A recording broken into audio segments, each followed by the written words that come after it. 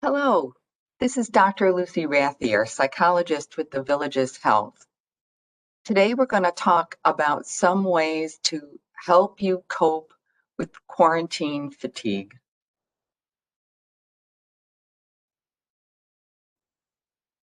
Our objectives for this presentation are to help you understand the specific factors about the pandemic that have affected our mood and well-being over these several past months, and to understand how you can better manage the stress and fatigue from the quarantine and the restrictions on our life. The quarantine has had us experience quite a few consequences. Clearly, there is a physical toll on our health and well-being. There is an economic toll on businesses and workers. And lastly, there's the psychological toll that it's taken on all of us in terms of our emotional well-being and social functioning. There's specific aspects of the pandemic that I want to review that really help us understand what it's done to us and how we can cope with it more effectively. So one thing, obviously, is this lack of predictability in our lives. We were very fortunate. We had lives that were very predictable. We knew on Tuesday we were going to play golf, and on Thursday we were going to go to this club meeting, or we're going to work this day and having dinner with our family another day, and that had been robbed from us. So it's very unclear. Our future was very unclear. We weren't sure if this pandemic was ever going to end and we were going to get back to normal. So that clearly has taken a toll. Moreover, was this sense of immobility, meaning that we didn't have control over the situation. We didn't know what we could do to change the situation. There really wasn't anything. It was something that many of us have never experienced before in our lifetimes, didn't know how to respond to it. Clearly, because of the need to quarantine, there was a loss of connection to other people. So social activities were put on hold. Those normal activities that we engage with people on a regular basis, going to a place of work, meeting friends at restaurants, doing social activities, going to the square to listen to music, those were all taken away from us. Many times that led us to just sort of feel overwhelmed, maybe have problems concentrating because of how overwhelmed and stressed we were to all the consequences of the pandemic. And again, a sense of time and sequence. There really wasn't a clearly defined future. It wasn't, again, like we knew we were having certain activities on certain days. And again, it wasn't as if we knew that the pandemic was going to have a definitive ending and we could go on to some semblance of a normal life from there. And lastly, there was the loss of a sense of purpose. We derive meaning in our lives from engaging in purposeful behavior that might be helpful to other people, behavior that gave us a sense of satisfaction in what we've accomplished, either in our work lives or leisure time. That again was taken away. So all these specific aspects of the pandemic have certainly taken a toll. So we want to think about how can we respond to this. And one way to sort of conceptualize this is thinking about, in 10 years from now, how will I want to remember telling the story of how I responded to this crisis, right? So one thing to think about was, is it realistic to think our plans will have fallen into place just as we wanted? So clearly, we take a lot for granted in our lives. I do, we all do. I get up in the morning and know I'm going to go to work and, be among great colleagues and things like that. But sometimes things change and the things that we took for granted uh, are not there anymore. And that's just a characteristic of life that happens. We also have to accept that we cannot control everything.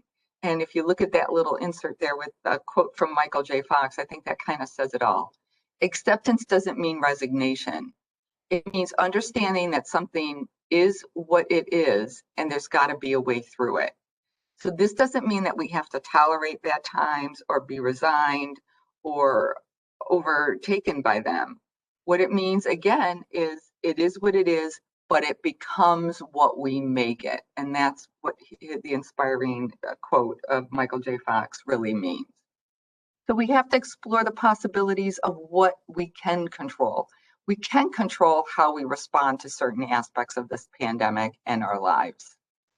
We can look at it as an opportunity for personal development and growth, and a growth mindset, a flexible mindset is what helps us cope adaptively.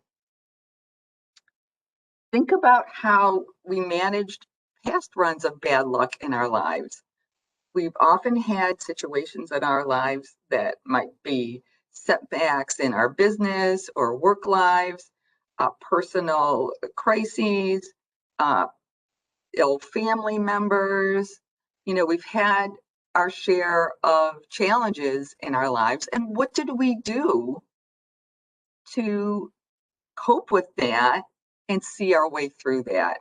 And maybe there are some aspects of that that we can apply in the current situation. So essentially, it comes down to, again, what kind of story do I want to tell? Do I want to tell a story of my fear? Or do I want to tell a story of the strength of my character and resiliency in coping with this crisis? So, one of the ways to conceptualize this is to think about what really makes us happy. I think that that's something that has become very evident to many of us in dealing with these last few months. So, clearly, is it money that makes us happy? Did money help us cope with this pandemic? Is it wearing designer clothes? Is it eating fancy foods? Is it having a snazzy looking golf cart? Well, the research shows us that these are the three things that help us to feel happy and satisfied with our lives. Having close relationships with friends and family, helping others, and having personal growth, meaning learning new things, facing challenges, figuring out how to become a better person, and again, finding ways to have meaning and purpose in our lives. So let's talk about some specific ways that research has shown can help people deal with the challenges of a shared quarantine. So we're going to review a little bit of these uh, one by one. We're going to talk about establishing routines, moving, how to make connections with others while we're in a quarantine, practicing mindfulness, doing something to help someone else, limiting your screen time, and then reflecting on your values. So first is establishing routines. So again, this is to address that loss of predictability and the loss of a sense of a future.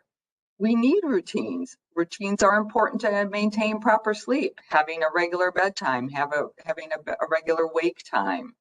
Routines are important to our nutrition, eating our meals between every 3 to 5 hours and keeping our energy levels up, which in turn help with our emotional regulation, especially when we're dealing with a crisis or a very stressful situation.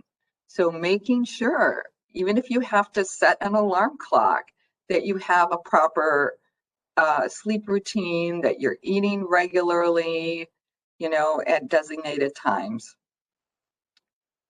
Create an order in your day by making a daily schedule and planning activities in the future in a calendar. Even if it's things that you normally do and there's no pressing need to do them, having this daily schedule gives us a sense of routine, of predictability. So when am I going to do specific household chores or projects? When am I going to go on errands? When am I going to exercise? When to do a relaxation technique or meditation? When am I going to spend some time doing a hobby or pleasant activity? When to pay bills or answer emails? When to call a friend? When to go out to eat? When to take a drive in the car or golf cart or do an online class or read? So it sounds a little silly, but really structuring a day that at 2 o'clock I'm going to work on my crafts is going to help us have a sense of routine, predictability. It's a very calming effect. Set some daily goals that are realistic and achievable. So if you're going to organize something in your house, like your closet, your garage, your kitchen cabinets, you don't have to do the whole thing in one day. Maybe you set a time, from 10 o'clock to 11 o'clock that you tackle one or two shelves in your pantry cabinet each day. Again, giving you a sense of purpose, structure, routine. And be careful to note the difference between an outcome-based goal and a behavior-based goal. So one way to think about the difference of that is to think about what the goal of skiing is. So what do you think the goal of skiing is? For those of you that said to get to the bottom of the hill, I'm afraid you're wrong, because there's many ways we can get to the bottom of a hill. We could take the gondola up to the top of the hill and take it back down. That's not why people go skiing. People go skiing because they like the challenges of it. They like the feeling of exhilaration they get when they ski. They like being out in nature. They like to compete with themselves and try to have a personal best. That's why people ski. That's a behavior-based goal. It's not about getting up and down. It's about the experience and the challenge that it brings. So when we think about establishing goals in our routine, one acronym to use is SMART. So meaning we want our goal to be specific. What exactly do I want to do? So not just I want to move around more. You want to think about specifically what I'm going to do. So maybe specifically I am going to take a walk or do chair yoga. Okay. Then we want to make it measurable. If I'm going to walk, we don't want to just say walk more, because how much is more? So we might measure it by minutes. I'm going to walk for 20 minutes each day, or by distance, I'm going to, walk half a mile each day, so that you know when you've reached that goal. Is it achievable? Meaning, is it in your power to accomplish this? So this is not about, I'm going to get my husband to clean out the garage. That's not in your power. This has got to be something that you want to do yourself. So what might be in your power is, I'm going to clean out a shelf in the garage today. And is it realistic? Again, you don't want to have a goal that is so huge that it feels insurmountable. So again, it's not like I'm going to clean the whole garage in a day. It's that today I'm going to spend a half hour and clean one shelf in the garage. And then when do you want to accomplish it? Okay. How timely is it? So am I going to do it from 9 to 10 in the morning? Am I going to do it when it's cooler out at night? Those are SMART goals. So again, here's some examples. I'm going to walk 3 times per week for 30 minutes, each Monday, Wednesday, and Friday. I'll spend 30 minutes per day cleaning out the closet from 9 to 9:30, Monday through Friday. I'll work on a hobby, scrapbooking, woodworking, knitting, drawing from 2 p.m. to 3 p.m. Tuesday, Thursday, and Saturday. Or I'm going to do an online learning course from 4 to 5 p.m. Monday through Friday. That's a routine. Those are specific, measurable, achievable, realistic, timely goals. You want to figure out what action steps you need to take to implement those goals. So do you need to look for an exercise video online? Do you need to get some new sneakers to go walking? Do you need to buy supplies for your hobby or organize your craft area? Do you need some books to read? Do you need to look for an online learning course? So you need to do some preparatory work. Think about the barriers that might interfere with your ability to implement these goals. So again, if it's an exercise goal and the weather's bad and you're planning to walk outside, what are you going to do when the weather's bad? So you need a backup plan. Are you going to do an exercise video instead, for example? What happens when you're not motivated? Maybe you need to figure out how to get yourself motivated by making a public commitment to somebody or having someone else to do it with you. What if you have competing commitments? Like, gee, I've got a lot of medical appointments. How am I going to fit this in? How are you going to work around those things?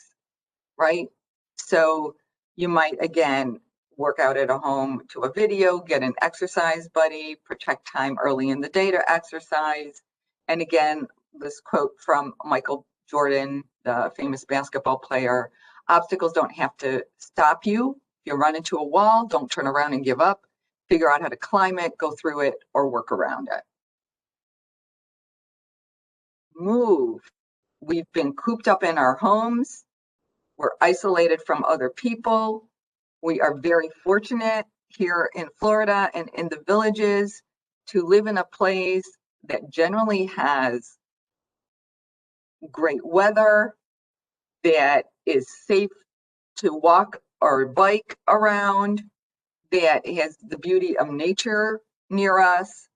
So it's real easy to do something active. So you can take a walk or bike ride outside, making sure you're maintaining the physical distance of 6 feet from other people. Wear your mask if you're near other people. Obviously, go out at cooler times of the day. Of course, I'm doing this in our winter where it's a really cold day today, so maybe you want to do it in a warmer part of the day.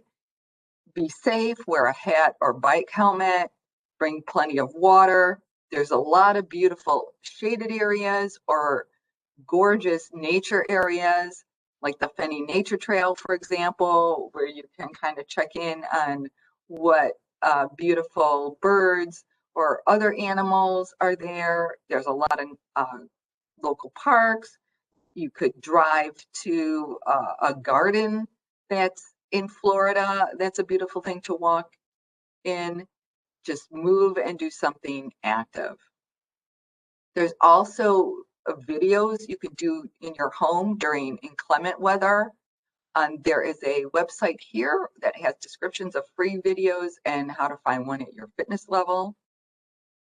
Moving around by doing chores at home is also a really effective thing. Gardening, cleaning out things and organizing, tidying up, even putting on some music and dancing around the house. We also offer movement therapy at the Villages Health for those patients that have a Villages Health primary care provider. So you can ask your primary care provider more about that program at the Villages Health, and I'm sure that you would enjoy participating in that. Course, we are isolated a lot from other people, so we want to do whatever we can to keep those connections with others. So, for the people that you live with, keep connected by playing games, singing, dancing together, going through old photos together. If you feel secure and safe doing this, you can get together with some friends and neighbors that are also willing to practice good health habits by wearing masks and being seated more than 6 feet apart from each other. Sure, everyone is aware of all the different social media platforms we can use to connect with other people by having a club meeting or chat using Zoom, Skype, FaceTime, Facebook meetings are offered free and premium services. We are very fortunate to have a lot of technology available to us. So using social media, text messages, email, and or actually calling somebody on the phone and talking with friends and neighbors, checking on your neighbors to make sure that they're okay, or using snail mail to send a postcard or a greeting card to keep connected to others. There's also ways to volunteer. So I'm going to go through some slides here. I'm not sure exactly what the parameters are of volunteering, but it gives us a sense of purpose. It keeps us connected to other people, and it helps other people out. And so those are the three things that make us happy. So you can review these slides as you go along. You can revert back and review them. Certainly, food banks and pantries are often in need of supplies or volunteers, and here's some that you could look at. There are caring neighbors groups that are popping up in the villages. That's an organized network of volunteers who respond to the needs of the neighbors in their village only, who are facing life challenges or family crisis. There's free, practical, common sense, non-medical assistance for people that live in the villages that may be experiencing some health issues or other limitations. And volunteers can offer transportation, respite, friendly home visits, meals, pet care, running errands. Always room for new volunteers. That's the person you can contact. And there's a link here to an article about the Caring Neighbors if that's something that you might be interested in doing. You can become an emergency volunteer. So there's some information here on how to do that. We have a lot of people in the villages that are caring for loved ones that might have physical health issues or cognitive impairments. So there's lots of different caregiver support resources here. And again, I'm not certain of what they're doing right now during the pandemic, but it's always worth a phone call to find out if you can help in any way. Again, there's ways to help children, and there's a whole bunch of links of different volunteer groups that can certainly benefit from the wisdom that older adults, experienced people can offer. There's always animals and helping out with shelters or other wildlife services. So there's lots of different volunteer opportunities, again, that you can look into and see what they're doing right now during the pandemic. Military veterans and current military members, like Operation Shoebox is a great way to send things to people that are overseas. Lots of other opportunities to serve veterans here that are listed.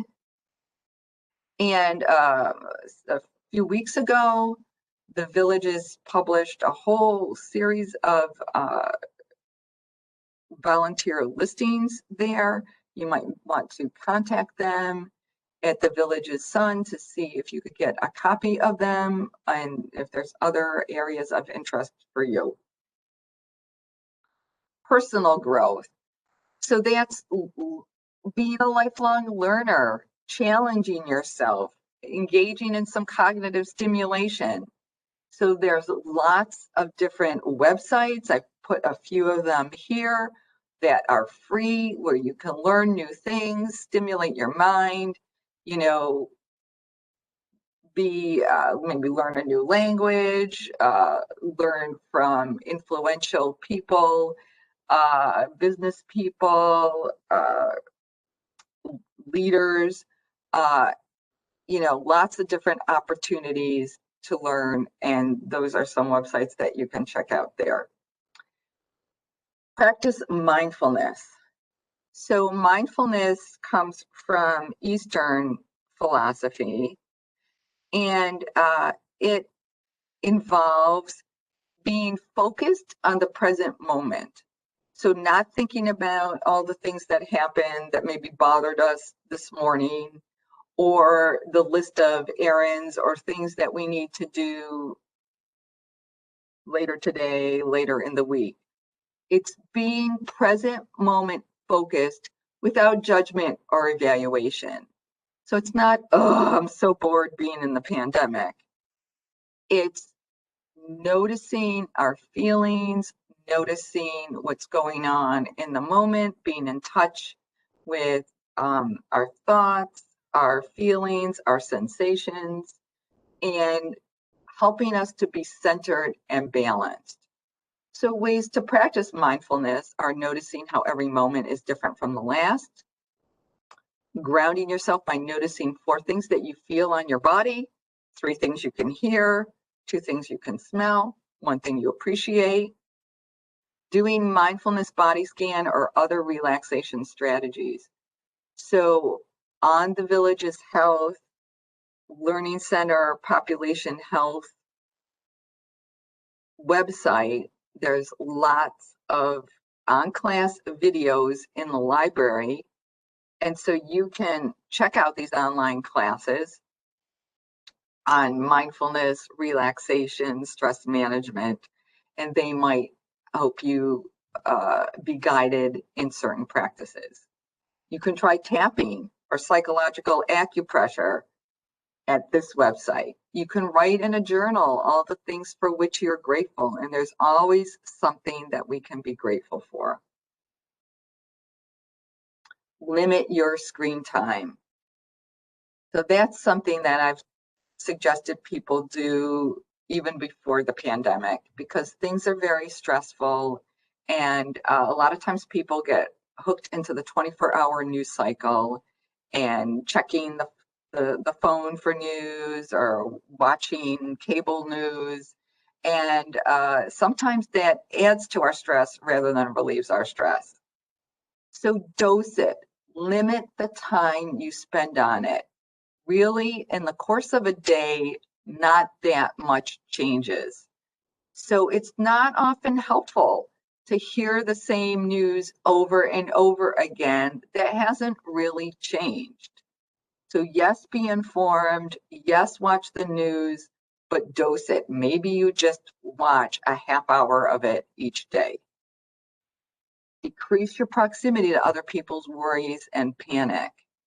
So again, limit the time maybe you spend on chat rooms or social media, or maybe block negative, unhelpful kinds of posts, and balance it out with more positive news. So one example of that is the Good News Network. And you can sign up for their free email distribution if you would like.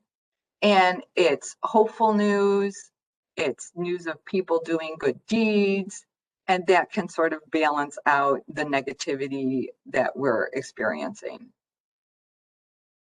And then think about your values. Our values are how we want to be in our lives. Not what we want to do, but how we want to be in different domains, like within our family and our social relationships and our career, how we spend our leisure time, how we are as lifelong learners, if we have spiritual or religious beliefs, and taking care of our health. So a value is, I want to be a kind and caring friend, or I want to take care of my body so I can be healthy and active as I age. A value is not, I want to lose 10 pounds. We might have that goal in service of our value of taking care of our body so we can be healthy and active as I age. But our value is how I want to be. It's what helps us be connected. It's what helps us be passionate in our lives. It's what helps us to feel engaged and purposeful. So think about these different domains: family, friends, career, leisure time, lifelong learning, spirituality, religion, health, and make a list of what you've discovered is most important to you in these domains. How do I really want to be? And then reflect on what you can do to live closer to those values. What can help you live better? If I want to be a kind and caring friend, what more can I do? Should I be calling my friends? Should I be checking on my neighbors? Should I be sending a postcard to brighten up someone's day? And then do some of those things. Lastly, I want to leave you with this quote from Viktor Frankl. So if you're not familiar with Viktor Frankl, he is an author who survived the concentration camps in World War II. And he did that by the attitude that he held. And so this is a quote of his. Everything can be taken from a man, but the one thing, the last of the human freedoms, to choose one's attitude in any given set of circumstances, to choose one's own way. So I think that's a very powerful statement, and I hope that you reflect on that. And remember, we're not through the pandemic yet. We're hopeful that a vaccine is on its way soon and will be distributed in 2021. But it's still going to be important to reduce the spread of COVID as the vaccine gets distributed. So please continue to wash your hands. It's one of the best ways to remove germs, avoid getting sick, and spread them to others. And again, use that soap, do it for at least 20 seconds, and try not to touch your face, eyes, nose, or mouth. Remember, the physical distance is still really important, so staying at least 6 feet apart from other people and wearing a mask. It can help the spread to other people. It can prevent the spread to other people, and it can help you from getting COVID. So I wish for you a great 2021, and I hope that these tips have been helpful to you.